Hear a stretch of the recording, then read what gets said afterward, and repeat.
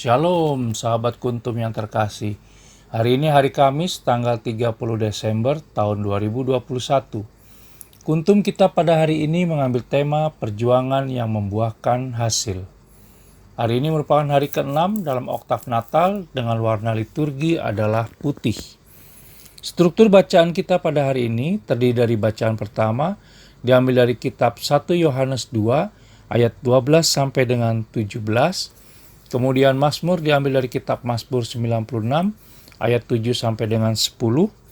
Dan bacaan Injil kita hari ini diambil dari Injil Lukas 2 ayat 36 sampai dengan 40. Baik sahabat Kuntum yang terkasih, saya akan bacakan Injil kita pada hari ini yang diambil dari Injil Lukas 2 ayat 36 sampai dengan 40. Lagi pula di situ ada Hana, seorang nabi perempuan, anak Fanuel dari suku Asyir. Ia sudah sangat lanjut umurnya. Sesudah kawin, ia hidup 7 tahun lamanya bersama suaminya, dan sekarang ia janda dan berumur 84 tahun. Ia tidak pernah meninggalkan bait Allah, dan siang malam beribadah dengan berpuasa dan berdoa. Dan pada ketika itu juga, datanglah ia ke situ dan mengucap syukur kepada Allah, dan berbicara tentang anak itu kepada semua orang yang menantikan kelepasan untuk Yerusalem. Dan setelah selesai semua yang harus dilakukan menurut hukum Tuhan, kembalilah mereka ke kota kediamannya, yaitu kota Nazaret di Galilea. Anak itu bertambah besar dan menjadi kuat, penuh hikmat, dan kasih karunia Allah ada padanya. Demikianlah sabda Tuhan, terpujilah Kristus.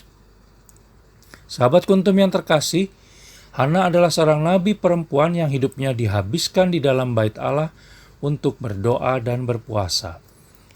Ia berdoa dan berpuasa bukan untuk dirinya sendiri, melainkan untuk keselamatan bangsa Israel, di mana pada saat itu bangsa Israel, terutama Yerusalem, sedang mengalami dijajah oleh bangsa Romawi. Hana berharap akan datangnya Mesias, sang penyelamat yang diidam-idamkan oleh seluruh orang Israel. Seperti yang telah diramalkan, Mesias akan memberikan suatu terang bagi kegelapan bangsa Israel. Penantian dan doa dari Nabi Hana tidaklah sia-sia, di mana dalam masa akhir hidupnya, yang karena sudah lanjut usia, ia diperkenankan bertemu dengan Mesias yang akan menyelamatkan bangsa Israel. Bahkan dalam kesempatan itu, ia berbicara pada orang banyak tentang anak itu. Hana merasa sangat bahagia dan apa yang ia perjuangkan tidaklah sia-sia. Sahabat Kuntum yang terkasih, setiap perjuangan yang diberi rahmat oleh Allah Tritunggal Maha Kudus tidaklah pernah sia-sia. Pasti keberhasilan yang ada di depan mata dan kebahagiaan yang akan menjadi buahnya. Kebahagiaan yang didapat bukan hanya bersifat egosentris, tetapi kebahagiaanku dan kebahagiaan banyak orang. Pertanyaan yang muncul selanjutnya adalah, bagaimana kita tahu bahwa apa yang kita perjuangkan diberi rahmat oleh Allah Tritunggal Maha Kudus?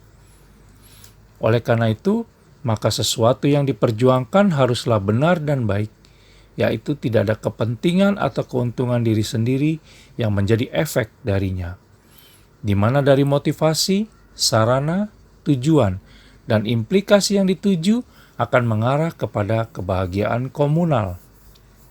Selain itu, unsur yang paling penting adalah menyertakan Allah Tritunggal Maha Kudus sendiri di dalamnya. Semua itu akan berpusat pada Allah Tritunggal Maha Kudus sendiri, di mana dari Allah Tritunggal Maha Kudus dan kembali kepada Allah Tritunggal Maha Kudus sendiri.